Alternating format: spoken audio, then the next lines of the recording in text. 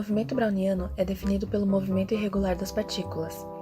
Ele foi descoberto pelo botânico britânico Robert Brown em 1827, quando ele observou partículas de pólen se movendo em água sob o microscópio. Em seu estudo, Brown procurou explicar o deslocamento contínuo aleatório desses grãos mesmo que não houvesse provocação externa. Uma das suas conclusões foi que essa movimentação é resultado de diversos choques entre as moléculas de água e os grãos.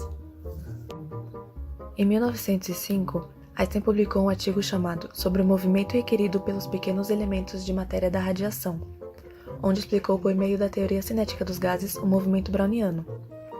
Ele demonstrou matematicamente que o movimento browniano pode ser descrito pela equação de difusão, que descreve como as partículas se espalham aleatoriamente ao longo do tempo, provando que esse movimento é mais intenso para partículas menores e que a viscosidade do líquido também intervém na trajetória das partículas. Hoje em dia, por conta do surgimento de softwares avançados, é possível realizar simulações sobre o movimento browniano.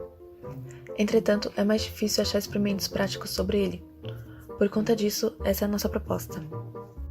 O nosso projeto consiste em observar o movimento de partículas de tapioca em uma placa de Chladni e determinar se ele é browniano. Para isso, montamos a seguinte estrutura para filmar as trajetórias.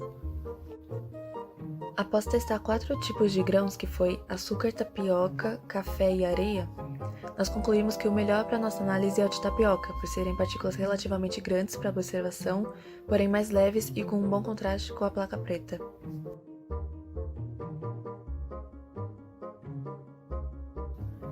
A placa de Chladni é utilizada para estudar padrões de figuras formadas pelas partículas, dadas certas frequências. Mas a nossa intenção é utilizar esse equipamento para provocar movimentação no sistema. Então nós escolhemos uma frequência de 370 Hz, porque cria um desenho favorável para a não trajetória das partículas livres. Para determinar se o movimento se aproxima ou não de um browniano, precisamos rastrear o movimento de algumas dessas partículas. Esse processo é automatizado pelo aplicativo Tracker. Ele nos retorna 2 gráficos referentes a ambos os eixos x e y pelo tempo. Pelo teorema do limite central, é possível determinar uma distribuição normal e comparar com o processo de Wiener para concluir a natureza do movimento. Em ambos os gráficos, temos uma grande alternância entre o movimento no sentido mais x e menos x de forma aleatória. Averiguar a posição em dado instante t não é o suficiente para fazer afirmações sobre o movimento, mas a partir deste gráfico podemos ver que a partícula vai e volta em torno da posição de partida, e isso explica o caráter randômico do movimento browniano. Concluímos que, apesar das limitações, a placa de Chladni foi capaz de nos mostrar a essência do movimento browniano, e concluímos que o movimento das partículas de tapioca na placa de Chladni é essencialmente browniano. Isso com algumas imperfeições, entre elas destaca-se uma deriva acentuada em uma das direções, que é no eixo y, que foi provavelmente ocasionada por um mau posicionamento da placa, gerando uma inclinação. Essas imperfeições acabam gerando uma anisotropia, ou seja, a distribuição desigual nas direções da placa.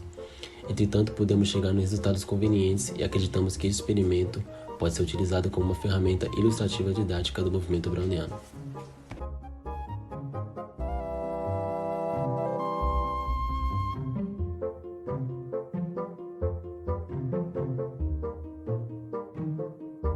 Created using Powtoon.